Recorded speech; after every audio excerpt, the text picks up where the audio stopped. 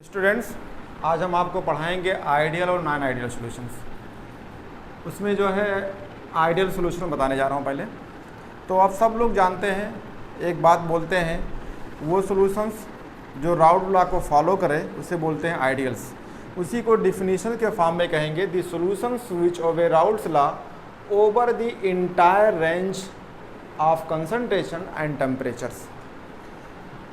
इसी को बोलते हैं आइडियल सॉल्यूशंस। क्या होता है, जैसे अगर आप जो है सॉल्यूशन बनाते हैं,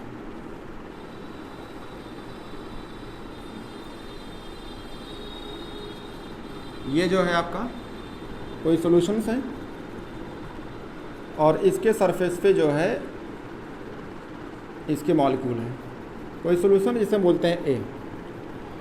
अगर ये वोलेटाइल है तो इसके वेपर बनेंगे, तो इसका कुछ वेपर बनेगा, तो ये लिक्विड फेज में होगा और ये वेपर फेज में होगा।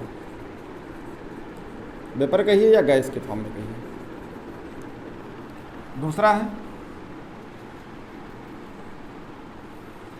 ये दूसरा कोई लिक्विड है, ये भी वोलेटाइल है। अगर वोलेटाइल है तो इसके सरफेस पे इसके मॉलिक्यूल होंगे, और मान लो ये दूसरा जो है उसको हम बी कहते हैं, तो ये बी है, ये ए है और ये बी है।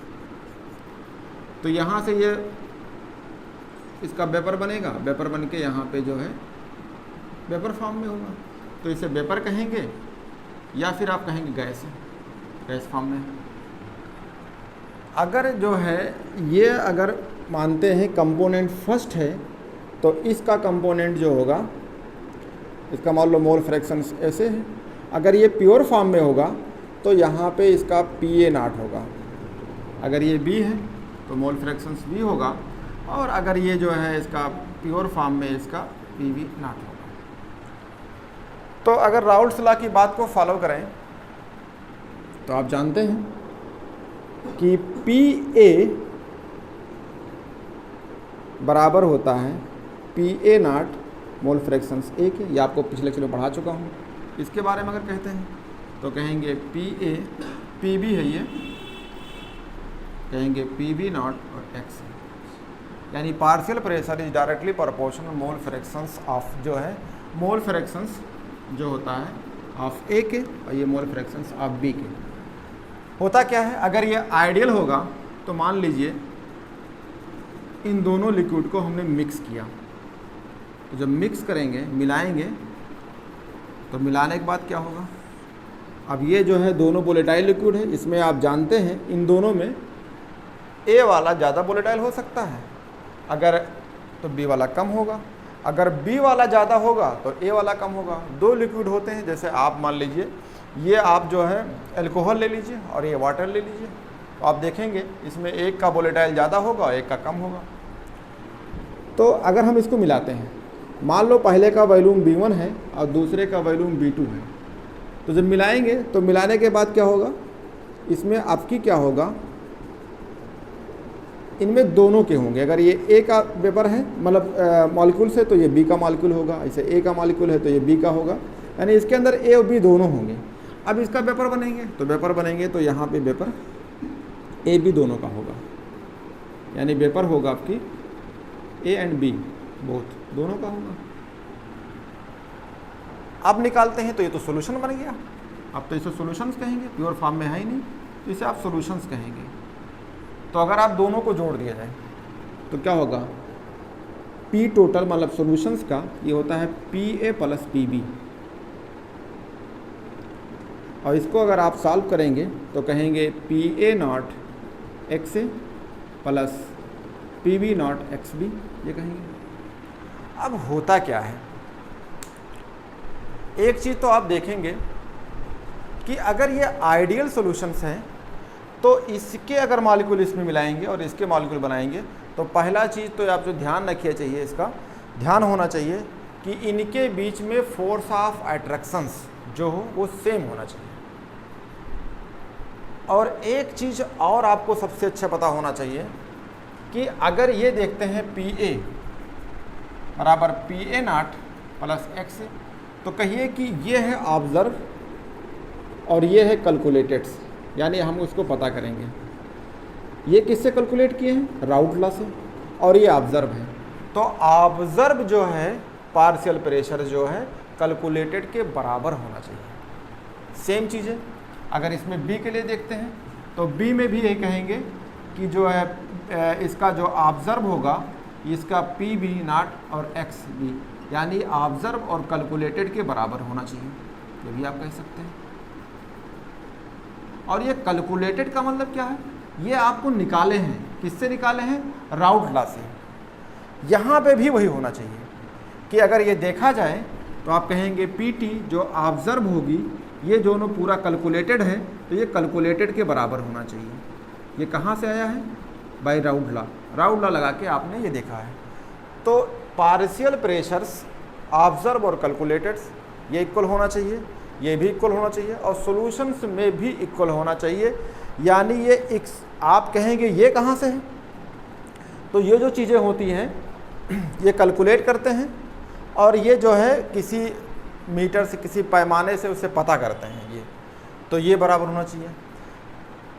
दूसरा पॉइंट्स, अगर पॉइंट नंबर ये है कि अगर जो है इनकी वैल्यूम बात किया जाए, आपने एक चीज़ देखा होगा कि अगर आइडियल सॉल्यूशंस है तो डेल्टा वी मिक्सिंग्स बराबर 0 होना चाहिए। ये क्या है, अगर यहाँ पे आपने वॉल्यूम लिया, मान लो 20 ml लिया और 20 ml लिया तो दोनों मिलाएंगे तो कितना होना चाहिए, 40। अगर ये 20-20 मिलाते हैं और 40 आता है तो इसका मतलब जितना वॉल्यूम मैंने लिया था उतने इक्वल आया है। लेकिन ऐसा नहीं होता है, ये कुछ ही सोल्यूशन में होते हैं जो आइडियल होते हैं।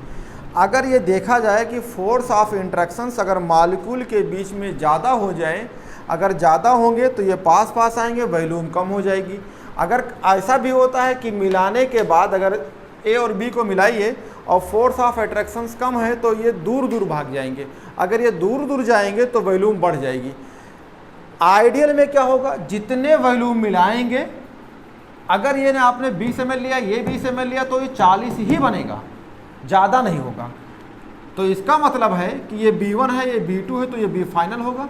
तो आप ये कह सकते हैं डेल्टा बी मिक्सिंग बराबर 0। इसका मतलब क्या होगा, इसका मतलब ये है कि अगर आप कहा जाए कि B फाइनल है माइनस B1 प्लस B2 ये कहा जाए, अगर बराबर 0 कर दें तो इसका मतलब क्या होगा, B final equal to B1 plus B2।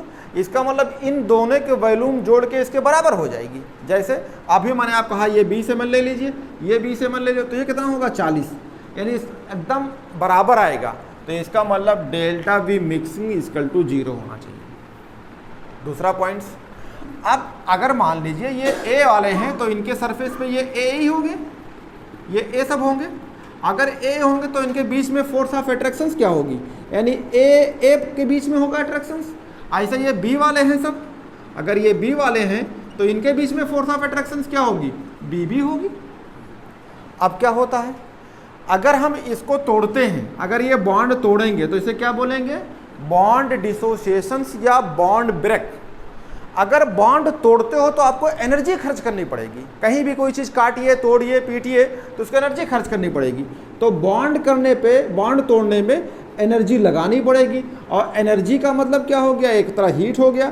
तो हीट क्या होगी, हीट उसी के अंदर जाएगी, यानी हीट एब्जॉर्ब होगा।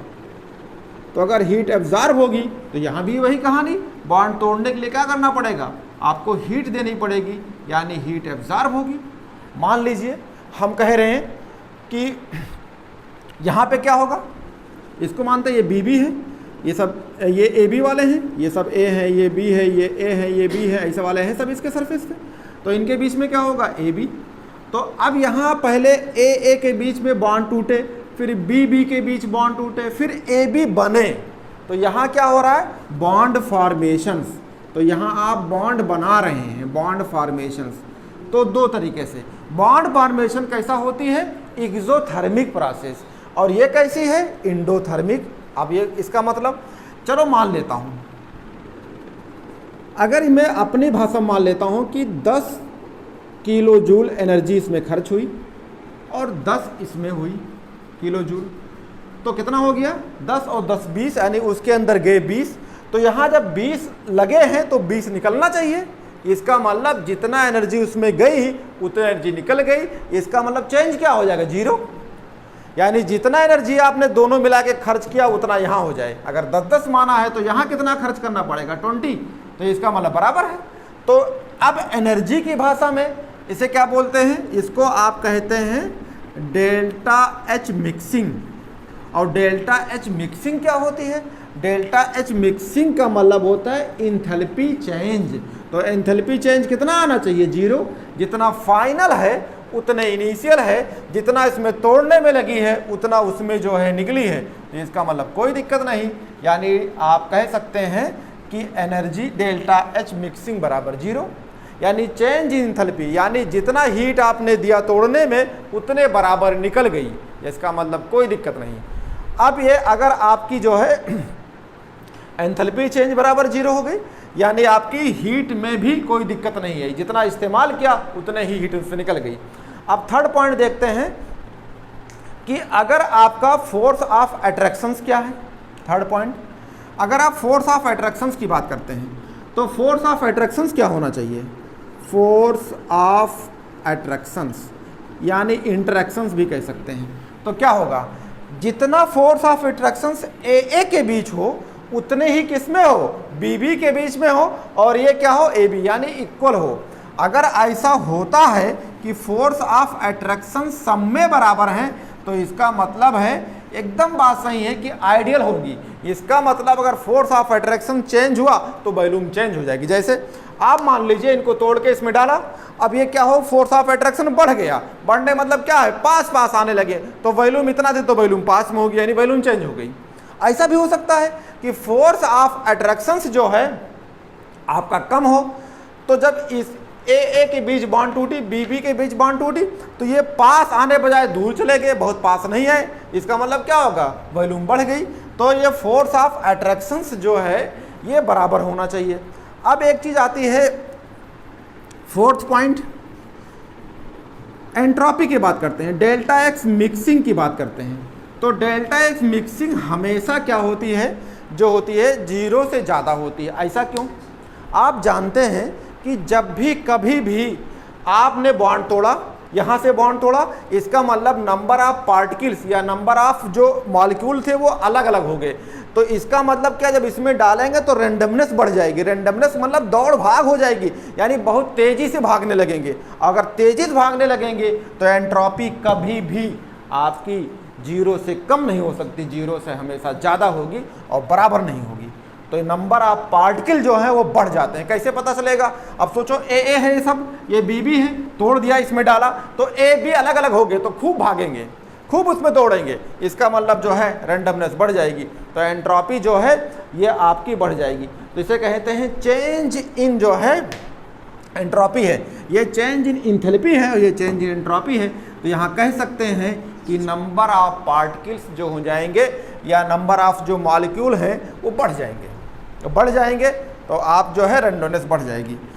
अगला पॉइंट है, आप अगर फिफ्थ पॉइंट लेते हैं तो आपकी आती है एक बात, delta G mixing, Gibbs energy. और गिब्स एनर्जी आप जानते हैं, ये पढ़ चुके हैं, अगर 0 से कम होती है तो वो स्पॉन्टेनियस प्रोसेस होती है। और ये आप थर्मोडायनेमिक्स में, आप ये इक्विलिब्रियम में अच्छी तरीके से पढ़ें।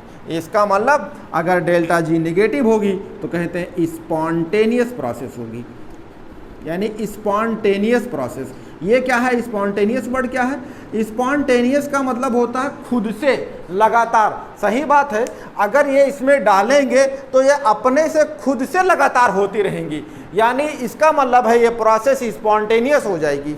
तो आप कह सकते हैं कि डेल्टा जी मिक्सिंग जो है लेस देन 0 हो जाएगा।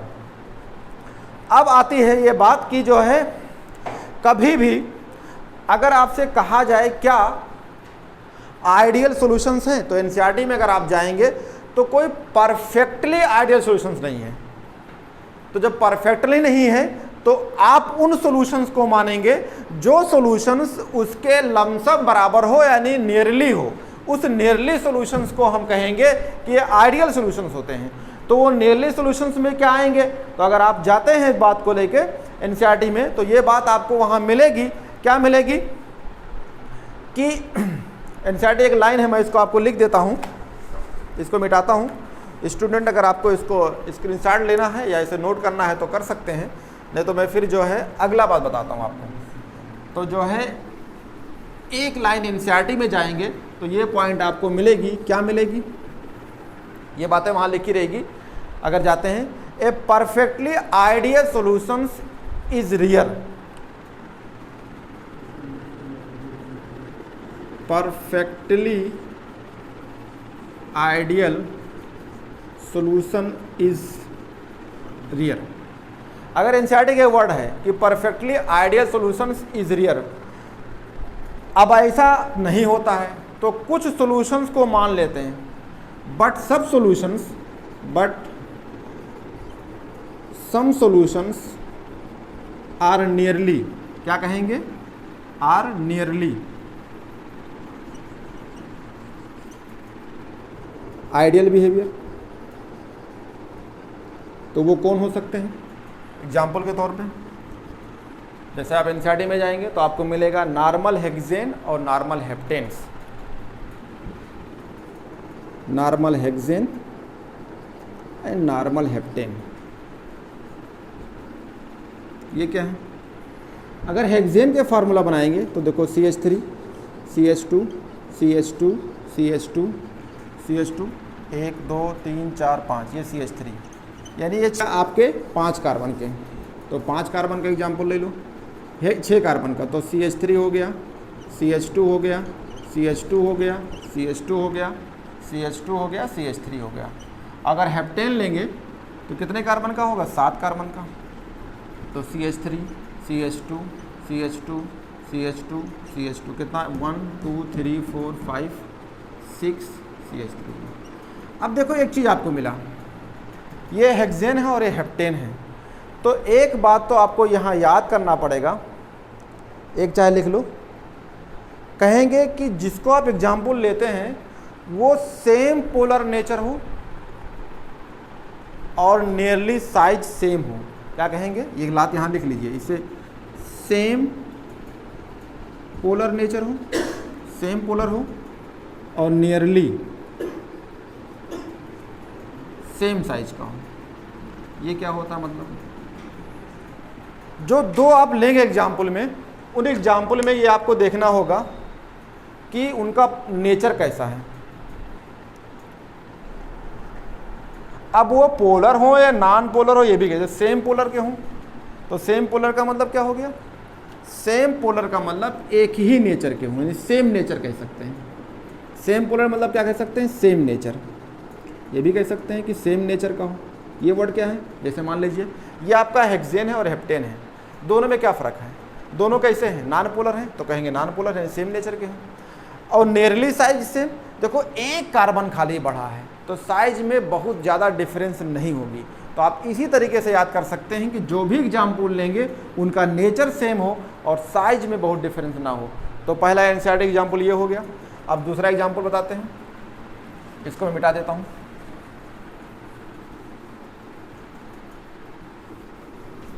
दूसरा एग्जाम्पल, ये जो है पहला एग्जाम्पल आपका ये था। दूसरा, जैसे कभी कभी आपसे बोलते हैं कि बेंजीन हो और टॉल्यूइन्स हो, तो मान लो ये बेंजीन है और ये आपका टॉल्यूइन्स है।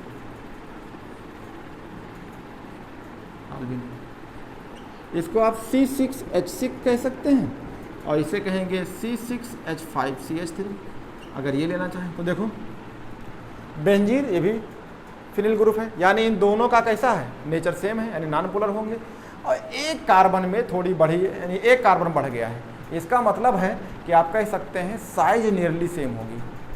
अगला एग्जाम्पल आप ले सकते हैं, जैसे एनसीईआरटी में जाएंगे तो आपको ब्रोमोइथेन और क्लोरोइथेन ले सकते हैं। तो ब्रोमोइथेन, तो इथेन का फार्मूला तो यानी C2H5Br और C2H5Cl, ये रहा, ये ले लीजिए। तो आपका हो गया ब्रोमो और क्लोरो, इथेन हो गया। इन दोनों देखिए, देखो अगर आप देखेंगे तो इनके सेम नेचर होंगे और साइज में बहुत डिफरेंस नहीं है, यानी Cl है और Br है। अगर आप ये चेंज कर दीजिए, यहाँ Cl ले लीजिए, यहाँ I ले लीजिए, तो साइज में डिफरेंस हो जाएगी, तो इसका मतलब है उसको नहीं ले सकते। तो आपका ये एग्जाम्पल हो गया, ये एग्जाम्पल हो गया, ठीक है। तो ये एग्जाम्पल आपके हैं आइडियल सॉल्यूशंस के। अब आइडियल सॉल्यूशंस को जो है आप क्वेश्चंस के फॉर्म में देखिए, पहले इसका ग्राफ बता दें, फिर उसके बाद इसको क्वेश्चंस बताते हैं। जैसे ग्राफ बता देता हूँ यहाँ पे, अगर आप निकालते हैं जैसे पी ए है तो कहते हैं पी ए नॉट एक्स ए, और अगर पी बी के लिए लेते हैं तो कहेंगे P B not X B. चलिए ग्राफ है, ये ग्राफ है। मान लीजिए हम इसके लिए कहते हैं तो इसका दो कंडीशन हो सकता है। अगर एक्स ए बराबर 0 लेते हैं तो ये 0 हो जाएगा, तो पूरी वैल्यू 0 हो जाएगी। इसका मतलब है अगर हम यहाँ पे एक्सरे 0 ले लिया तो कोई दिक्कत नहीं, यही चीज़ रहेगी। अगर हम धीरे धीरे आगे बढ़ रहे हैं तो यानी x की वैल्यू मैक्सिमम कितना हो सकती है, 1। अगर एक्स ए प्लस एक्स बराबर जो होता है 1 होता है, तो अगर हम b की वैल्यू 0 ले लेते हैं तो a की वैल्यू कितना हो जाएगी, 1 के बराबर। मान लो हमने कहा कि यहाँ पे a की वैल्यू 1 है, तो इसका मतलब ये वैल्यू रहा, तो ये वैल्यू 1 हो गई। तो हमारा क्या आएगा, पी ए और पी ए नॉट आएगा। इसका मतलब ये पी ए नॉट के बराबर हो जाएगा। तो हमारी वैल्यू जो है आपकी यहीं पे आएगी। ये लाइन खींचते हैं अगर, तो ये ग्राफ अगर आप देखेंगे तो ये लाइन हमारी ये आएगी। ये मान लो पी ए नॉट है यहाँ पे, तो ये ओरिजिन से ही पास होगी। तो आपने ग्राफ बता दिया ओरिजिन से। अब देखो इसमें दो अगर कंपोनेंट है तो एक ज़्यादा वोलेटाइल होगा, एक कम वोलेटाइल होगा। अगर मान लो ये बड़ा है तो इसको बड़ा करना पड़ेगा ऊपर, अगर ये बड़ी है तो ये बड़ी है तो इसको बड़ा ऊपर करना पड़ेगा। ये रहा। अगर मान लो यहाँ पे अब हम एक्स बी की वैल्यू बोलते हैं कि 0 है, तो यहाँ एक्स बी वैल्यू 1 हो सकती है। अब यहाँ पे क्या होगा, इसी लाइन पे ये होगी। अब मान लीजिए कि अगर पी बी अगर ये वैल्यू बड़ी है, ये ज़्यादा वोलेटाइल है, तो ये वैल्यू ऊपर हो जाएगी। तो मान लो हमने यहाँ मान लिया ये पी बी नॉट है, तो ये भी ओरिजिन से पास होगी। अगर इन दोनों को मिला देंगे तो ये वाली तो आपकी क्या हो गई, ये जो मिली है, ये क्या मिली है, P A is equal to P A naught X A. तो ये क्या होगा, P B is equal to P B not X B. और इनको मिलाएंगे तो ये कौन सा है, ये जो है स्ट्रेट लाइन होगी और ये सॉल्यूशन वाला है। यानी पी टी बराबर क्या था, P A plus P B. इसको चाहो तो ओपन कर दो तो ये हो जाएगा। अब ये नॉट के फॉर्म में लिखेंगे तो यहाँ कहेंगे पी ए नॉट एक्स ए, ये कहेंगे ये चाहो लिख सकते हो, बराबर कह सकते हैं। ये पी ए नॉट हो गया, ये एक्स ए हो गया plus P B not X B हो जाएगा। ये तो हो गया आपका आइडियल सॉल्यूशंस का ग्राफ। अब जब आपको हम पढ़ाएंगे नॉन आइडियल सॉल्यूशन तो इसी ग्राफ से हम कंपेयर करेंगे। तो ये रहा आपकी जो ग्राफ। अब मैं आपको क्वेश्चंस दिखाते हैं जो आपके नीट में सवाल आए थे, उन सवालों को हम कंपेयर करते हैं। एक एक सवाल आपको डिस्कस करता हूं, जो मैंने पढ़ाया है इसी में से आप कह सकते हैं। पहला सवाल है क्वेश्चन नंबर फर्स्ट, क्या है, ये सवाल आया था नीट में 2019 का सवाल था for an ideal solution the correct option is. ये है आपका नीट 2019 का सवाल था। सवाल मैं लिख देता हूं, एक लाइन का है, for an ideal solutions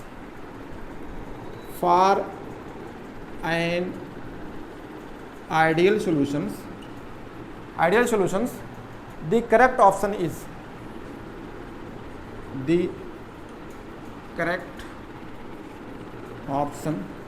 is. इसको मैं मिटा देता हूं, तो आपको मैं ऑप्शन लिखता हूं और आप खुद देखिए जो मैंने अभी आपको पढ़ाया है उसी चीज़ से ये क्वेश्चन है। ठीक है, तो ये सवाल है, पहला दिया है फर्स्ट ऑप्शन में कि डेल्टा मिक्सिंग जी, ये दिया है डेल्टा मिक्सिंग जी बराबर 0, और आगे बात लिखा हुआ है at constant T and P. ये ऑप्शन है, वे मैं डिस्कस करता हूँ। Option B delta mixing S बराबर 0 at constant T and P. C option है delta mixing B is equal to not 0 at constant T and P, temperature and pressure है। और डी ऑप्शन में है delta mixing H equal to 0 at constant T and P। ये रहा सवाल। कह रहे हैं for an ideal solution the correct option is, आइए भैया अभी मैंने पढ़ाया डेल्टा जी मिक्सिंग्स बराबर 0 ना, क्या पढ़ाया, स्पॉन्टेनियस प्रोसेस में क्या होती है जो है लेस देन 0 होगी, तो ये बात तो गलत है, हमको सही बताना है, तो ये आपका गलत हो गया। अभी पढ़ाया एंट्रोपी के बारे में कि ग्रेटर देन एंट्रोपी कभी भी 0 नहीं हो सकती है, ना नेगेटिव हो सकती है, तो ये भी बात गलत है और ये बात गलत है। अभी पढ़ाया वॉल्यूम के बारे में कि वॉल्यूम बराबर 0 होना, मिक्सिंग होना चाहिए, डेल्टा एच मिक्सिंग, तो ये भी गलत है, डेल्टा एच मिक्सिंग बराबर 0 है, तो ये बात सही है। कब, जब टेम्परेचर एंड प्रेशर कांस्टेंट रखिए, एकदम बात है। इंटायर रेंज ऑफ, पढ़ाया था आइडियल सॉल्यूशन का मतलब राउड लॉ जो है, entire range of concentration and pressure जो है कांस्टेंट होना चाहिए। अगला सवाल देते हैं, ये भी आपका नीट का सवाल था, 2019 का था। अगला सवाल देता हूँ,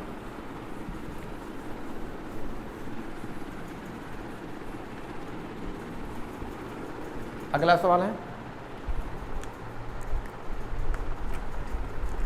which of the following is incorrect for, ये 2016 में आया था जब नीट पहली बार हुई थी। कहें कि which one of the following is incorrect for ideal solutions. Incorrect फिर है ideal solutions, option number first delta H mixing equal to 0, B option delta U mixing बराबर 0, C delta P observe minus P calculated by Raoult's law बराबर 0, D option है delta G mixing बराबर 0। ये question देख लो, for which one of the following is incorrect, क्या बताना है, कौन सी बात क्या है, गलत है, इनकरेक्ट है। तो आप जो चीज़ जानते हो उससे तो आप कर ही सकते हैं। जैसे पहला चीज़ डेल्टा एच मिक्सिंग बराबर 0, ये बात तो सही है, तो ये तो सही है, हमें इनकरेक्ट ढूंढना है। ये अभी आप जो है यू के बारे में नहीं डिस्कस किया, अभी डिस्कस कर देता हूँ। डेल्टा जी के बारे में पढ़ाया था, क्या बताया था, स्पॉन्टेनियस प्रोसेस है, तो ये बात तो गलत है। क्या होना चाहिए, डेल्टा जी मिक्सिंग जो है लेस देन 0 होना चाहिए, तो यही इनकरेक्ट है। तो आपका जो आंसर होगा ये, लेकिन ये फर्स्ट और ए बी सी इसको डिस्कस करते हैं। आओ ये देख करते हैं, ये आप पढ़ाएंगे, अभी पढ़ाएंगे रिलेटिव लोरिंग्स, अभी आपको पढ़ाएंगे कोलिगेटिव प्रॉपर्टीज़। तो कोलिगेटिव प्रॉपर्टी में ये चेंज इन प्रेशर से, और चेंज इन जो है वेपर प्रेशर्स अगर रिलेट कर दिया जाए इनिशियल से तो उसे बोलते हैं रिलेटिव लोरिंग। तो ये सिर्फ चेंज लिखा है, तो चेंज का मतलब क्या, ऑब्जर्व माइनस कैलकुलेटेड। अभी पढ़ा के आ रहा हूँ, जो बचेगा तो ऑब्जर्व का मतलब जो है जो आपने एक्सपेरिमेंटली वर्ड जो देखा था वो है, और कैलकुलेटेड किससे किया है, राउट लॉ से, तो एकदम कौन सा ये P observe minus P calculated बराबर डेल्टा पी। अगर ये बात मैं अभी आपको पढ़ा के आया हूँ, क्या होना चाहिए, इक्वल टू 0। अभी आइडियल सॉल्यूशन में बात का बोला था कि ये जो है P, अगर P A equal to P A not, याद करिए, इनटू ये है एक्स ए, तो मैंने कहा था ये ऑब्जर्व ये बराबर कैलकुलेटेड का होना चाहिए। तो देखिए अगर ये बराबर 0 है तो ये खत्म हो गया डेल्टा पी, तो क्या बचा, P observe minus P calculated, यानी इसका मतलब यही तो लिखा हुआ है, इसका मतलब ये बात लिखा हुआ है, तो ये भी सही है। इसको थोड़ा चेंज के फॉर्म में लिख दिया, और डेल्टा पी चेंज के फॉर्म में बराबर 0 है, तो इसका मतलब ये दोनों बराबर है, इसका मतलब ये बराबर होना चाहिए। तो ऑब्जर्व कैलकुलेटर ये भी सही है। अब आती है इंटरनल एनर्जी, एकदम बात सही है। जब दो लोग को हम मिलाएं और इंटरनल एनर्जी में चेंजिंग नहीं हुई, ये वर्ड मैं आपको थर्मोडायनेमिक्स में पढ़ाया था कि जब तक इंटरनल एनर्जी में चेंज नहीं होंगे तब तक वर्क नहीं होगा, कोई फंक्शंस नहीं होगा, कोई बदलाव नहीं होगी। तो एकदम बात सही है कि अगर पहले की जो एनर्जी थी वही एनर्जी बाद में रहेगी तो कोई बदलाव नहीं हुआ, इसका मतलब कोई एक्टिविटी नहीं हुई, इसका मतलब जो है उसकी जो वॉल्यूम रहेगी उतनी मेंटेन रहेगी। तो आप एनर्जी के फॉर्म में कह सकते हैं कि डेल्टा यू मिक्सिंग बराबर जीरो। ये पॉइंट आप ऐड कर सकते हैं कि मिक्सिंग बराबर जीरो कह सकते हैं।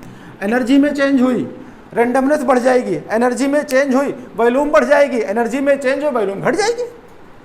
तो अगर वॉल्यूम में चेंज हो जाएगी तो वॉल्यूम तो डेल्टा भी मिक्सिंग बराबर जीरो होना चाहिए, तो इसका मतलब डेल्टा यू मिक्सिंग बराबर भी जीरो होना चाहिए। तो ये बात आपकी गलत हुई, यही कि delta G mixing equal to zero नहीं लेस देन जीरो, लेकिन इनकरेक्ट है। तो इसलिए आंसर आपका डी है, बाकी ऊपर के ए बी सी सही है। अगला सवाल बताते हैं।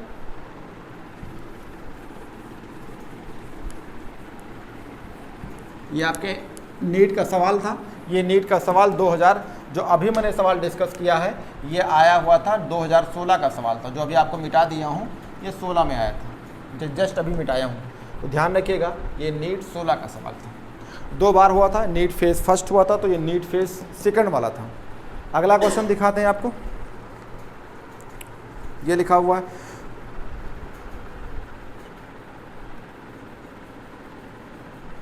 which condition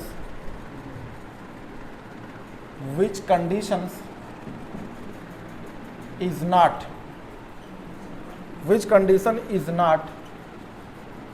satisfied by an ideal solutions। कौन सा कंडीशन जो है आइडियल सॉल्यूशन को फॉलो नहीं करेगा। ये आपका जो है पुराना सवाल है, बहुत पहले एक बार नीट हुआ था, बहुत पहले अप्लाई हुआ था 2013 में, उसके बाद नीट नहीं हुई थी, तब के सवाल है। ये जो प्रोसेस नीट आप जो पढ़ रहे हैं ये 13 में ही स्टार्ट हो गई थी, लेकिन जो है उसके बाद 14, 15 फिर गैप रहा, जाकर कंटिन्यू 16 में हुई। तो चाहे आप नीट 2013 कहिए या फिर आप इसको जो है APMT कह सकते हैं। इसके ऑप्शन थे, ऑप्शन में क्या था, ऑप्शन नंबर फर्स्ट ये है delta mixing V equal to zero. B option है delta mixing S equal to zero. C ये लिखा है ओवेंस टू राउटला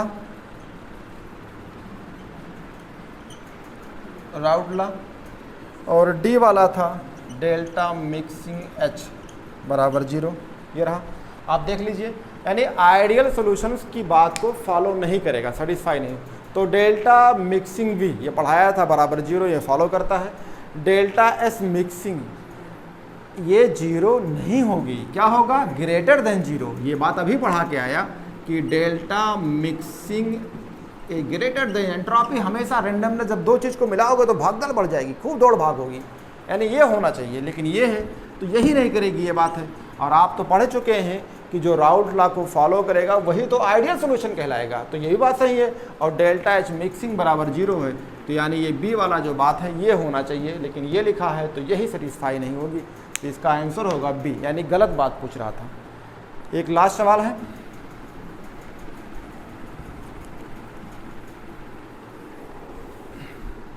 अगला सवाल है, अगर आपसे पूछे कि अगर आइडियल सॉल्यूशंस हैं तो उसके लिए आपकी बातें फोर्स ऑफ अट्रैक्शन, तो कह रहा है ये सॉल्यूशंस कंटेनिंग कंपोनेंट, ये क्वेश्चन है, a solutions containing component A and B follow Raoult law, follow Raoult law. Option है A B attractions force is greater than A and B option number B A B attractions force is less than AA and BB. C option, AB attraction force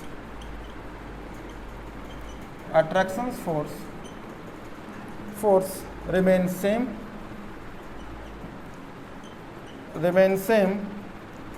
as AA and VB.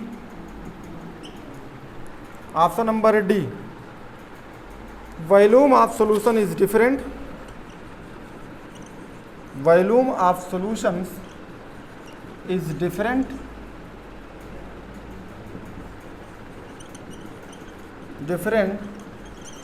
from sum of volume of solute and solvents. From solute and solvents. ये रहा, देख लीजिए। फिर बात क्या है, a solution containing component A and B follow Raoult's law. अभी पढ़ा है आपको, अभी पढ़ा क्या है, क्या होना चाहिए। अगर कोई ए और बी कंपोनेंट है, अलग अलग है, आप प्योर फॉर्म में जब उन्हें मिलाएंगे तो ए भी बनेगा, लेकिन फोर्स ऑफ अट्रैक्शन क्या होना चाहिए, सेम। अभी आपको पढ़ा के गया कि अगर ए के बीच में फोर्स ऑफ अट्रैक्शन है तो वो बी के बीच बराबर होना चाहिए और वो ए बी के बराबर होना चाहिए। तो ये लाइन देखिए कहाँ है, तो ये लिखा है A B force of attraction force remain same A B and B B, यानी ये सी वाला बात सही है। और बाकी जो है वॉल्यूम मिक्सिंग करेंगे तो वॉल्यूम डेल्टा बी मिक्सिंग जो है 0 होना बराबर 0 होना चाहिए, डेल्टा एच मिक्सिंग बराबर 0 होना चाहिए। तो स्टूडेंट जो है मैंने आपको आइडियल सोल्यूशन पढ़ाया, आइडियल सोल्यूशन के मैंने क्वेश्चंस कराया था। अब आपको नेक्स्ट वीडियो में पढ़ाएंगे नॉन आइडियल सॉल्यूशंस, और नॉन आइडियल सॉल्यूशंस में नेगेटिव डिविएशन पढ़ाएंगे, उसके क्वेश्चंस कराएंगे, फिर पॉजिटिव डिविएशन पढ़ाएंगे, उसके क्वेश्चंस कराएंगे। और मैं उम्मीद करता हूं कि ये क्वेश्चंस आपको यही सब कुछ याद हो गया। तो आप मिलते हैं नेक्स्ट वीडियो में।